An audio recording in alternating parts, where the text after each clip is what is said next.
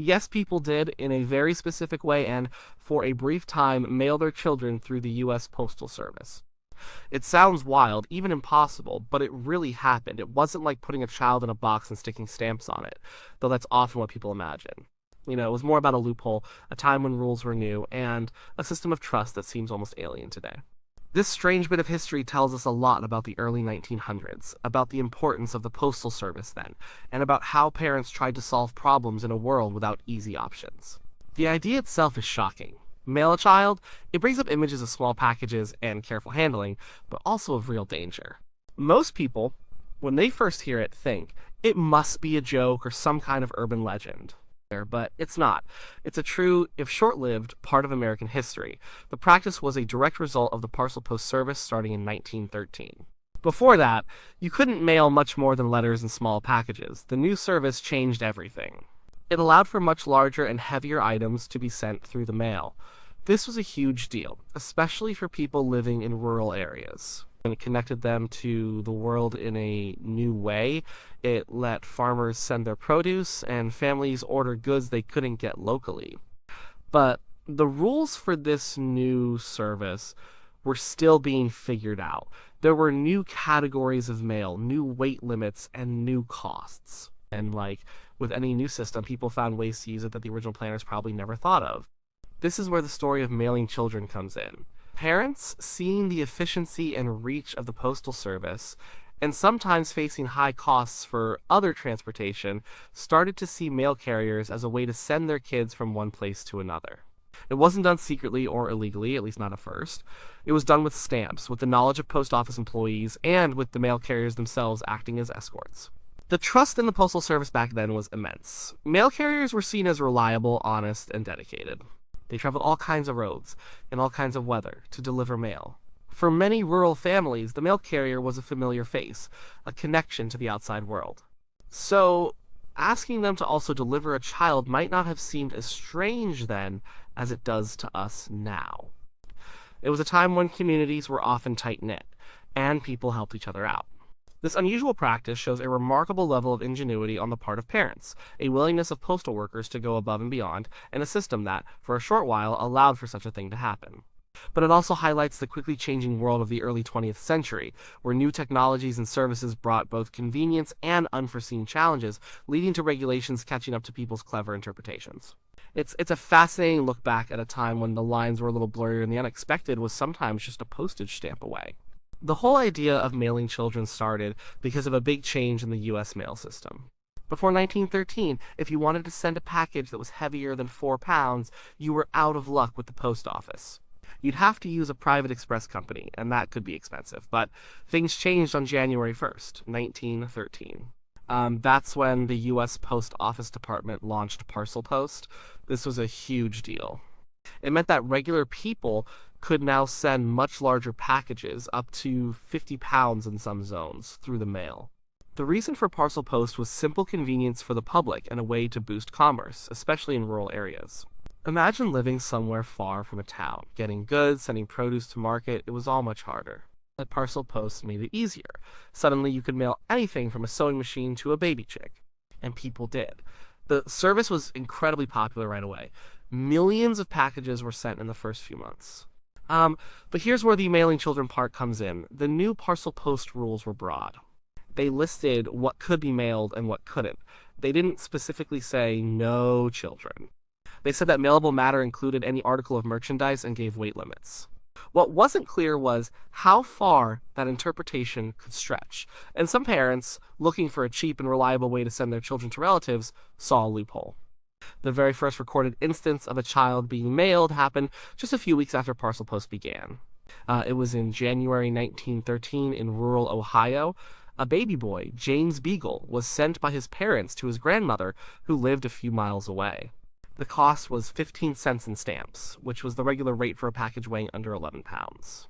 He was essentially sent as an unaccompanied package, but was carried by the mail carrier, who was delivering mail anyway. The carrier delivered the baby safely to the grandmother. It sounds absurd, but it happened. Then came the more famous case of May Piersdorf. This happened in February 1914 in Grangeville, Idaho. May was almost 6 years old. Her parents, Mr. and Mrs. J.C. Piersdorf, wanted to send her to her grandmother's house, which was about 73 miles away, in Lewiston. A train ticket for May would have cost 77 cents, but a Parcel Post stamp for a package of her weight was only 53 cents. That was a big saving for them. So they bought the stamps and put them on May's coat. They then took her to the post office. The postal clerk on duty checked the regulations and, perhaps surprisingly, found no specific rule against it. So they accepted May as a parcel, but she wasn't put in a box. She was handed directly to the mail carrier, a man named Leonard Mokel. Mr. Mokel was a trusted person known to the family. He took May on his mail route. He delivered her safely to her grandmother's door. The whole journey was fine. May was just another parcel on his route that day. These first few cases set a strange precedent. They showed that if a mail carrier was willing, and if the local post office was willing to interpret the rules loosely enough, it could be done. The logic was often that if an infant could be sent via express company, which they sometimes were, with an attendant, and the post office was now handling merchandise, then a child, especially a baby who couldn't walk, might be seen as a kind of very valuable, very fragile package. And if an older child was accompanying the mail, or was simply part of the delivery with the carrier, it further blurred the lines. It was a moment in history where a new service met old-fashioned trust and a creative interpretation of the rules. After the initial instances of children being mailed, the practice didn't stop. It started to become something people talked about, at least in certain communities. The idea spread, and more parents decided to try it. It shows a fascinating intersection of trust in the Postal Service, the need for affordable transportation, and a certain ingenuity or perhaps desperation on the part of parents. One notable case happened in March 1914. A couple, Mr. and Mrs. C.H. Rowland of Pennsylvania, mailed their daughter to relatives. The specific details, like the exact age of the child or the distance, aren't always consistent in historical accounts, but the core fact remains another child traveled by Parcel Post. This particular child was said to be 6 years old and weighed 48 pounds. She was sent from their home to her grandmother's house in Uniontown, Pennsylvania. The cost was 45 cents, which was a significant saving compared to other travel methods for that distance. The mail carrier, James Byerly, delivered her. The newspapers picked up on this story, which suggests it was seen as unusual but also newsworthy, rather than entirely scandalous right away. The Postal Service at this time was a huge operation, employing thousands of people. Mail carriers, especially in rural areas, were often the most consistent link between isolated homes and the rest of the world. They were respected figures. The idea of them carrying a child along with letters and packages wasn't necessarily seen as an abuse of the system by everyone. For many, it was seen as an extension of the carrier's service to the community. They were often trusted by the families on their route.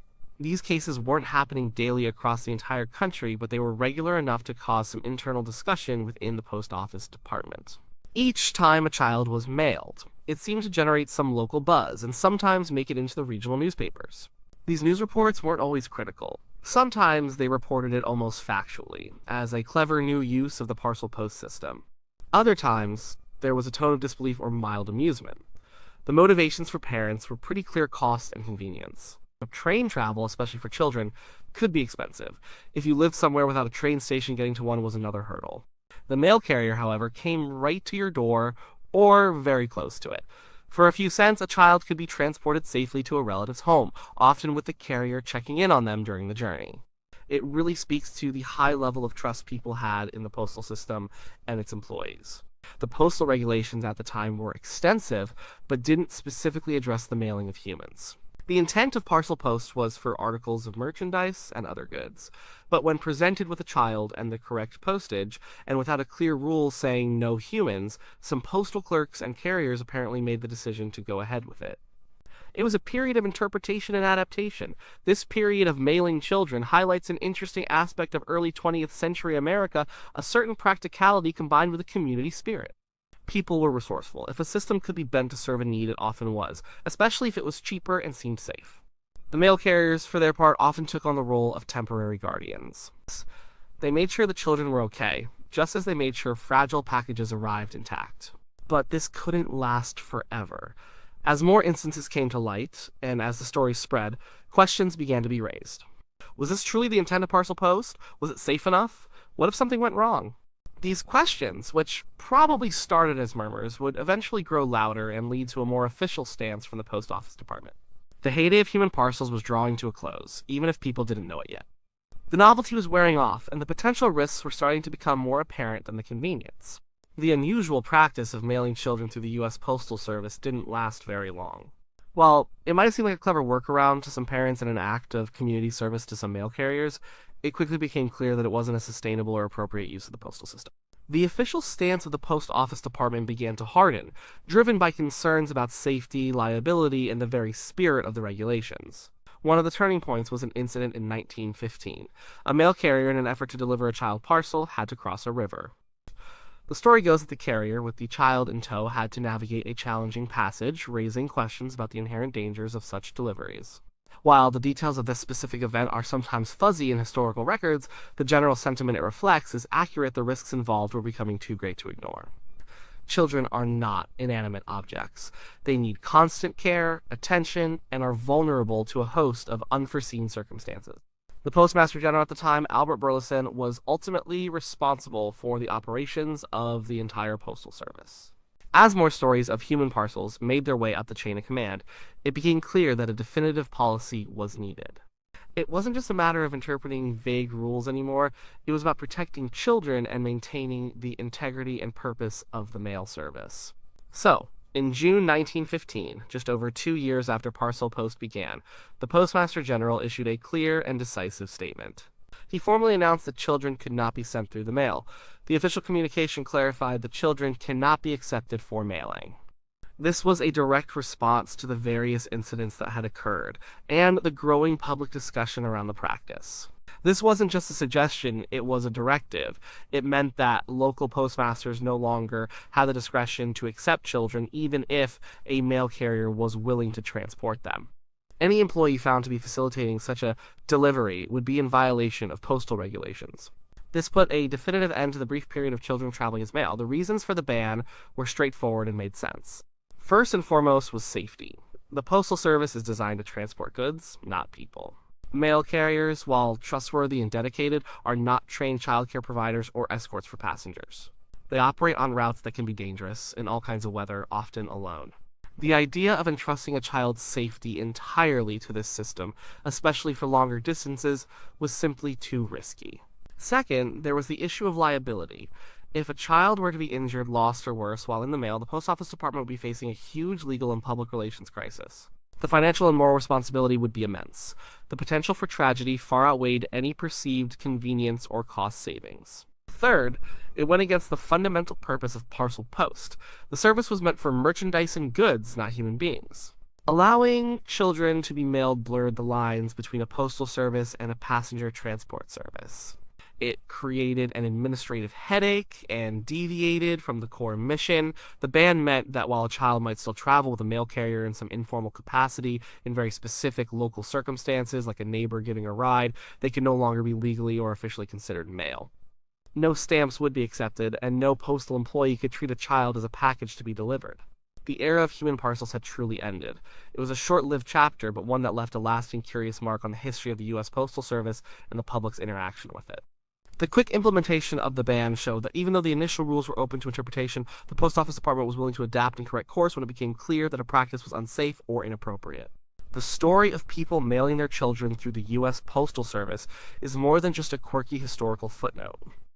It actually tells us a lot about what life was like in early 20th century America. It highlights several important aspects of society, technology, and trust that are worth thinking about.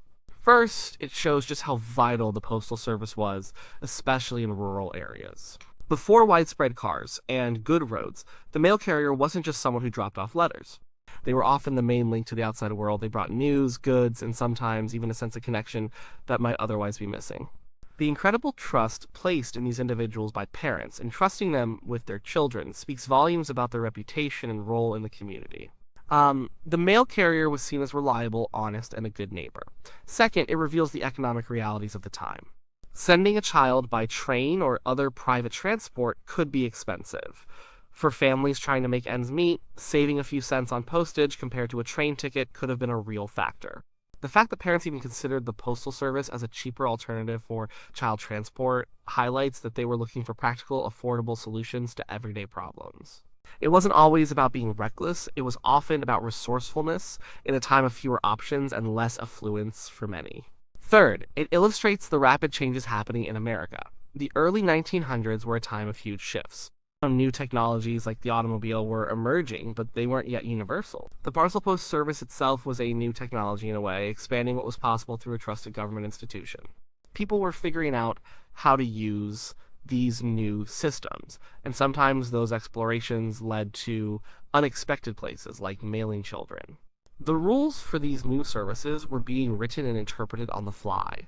This whole episode also sheds light on changing attitudes toward child welfare and safety. In a time before widely established child protection laws and agencies, the lines of what was acceptable or safe for children were perhaps blurrier than they are today. As society progressed and as incidents accumulated, the collective understanding of child safety evolved. The quick ban by the Postmaster General in 1915 shows a growing awareness and concern for protecting children. It marked a shift towards a more formalized and regulated approach to child well-being, moving away from informal, ad hoc solutions. Today, the idea of mailing a child seems completely unthinkable. It sounds like something out of a cartoon or a tall tale. But the fact that it actually happened, even for a brief period, means it persists as a fascinating piece of Americana. It's often brought up in discussions about the post office, serving as a curious anecdote that captures people's imagination. It reminds us that history is full of surprising moments where people's ingenuity, trust in institutions, and the practicalities of daily life intersected in ways we might find strange or even humorous now. Ultimately, the story isn't just about a bizarre postal loophole. It's about a period when communities were deeply connected to their mail carriers, when money was tight for many, and when the rules of a rapidly changing world were still being written. It's a testament to the enduring human capacity to find solutions, however unconventional, and to the continuous evolution of social norms and safety standards. It leaves us with a sense of wonder at how different things once were and how much has changed in just a little over a century.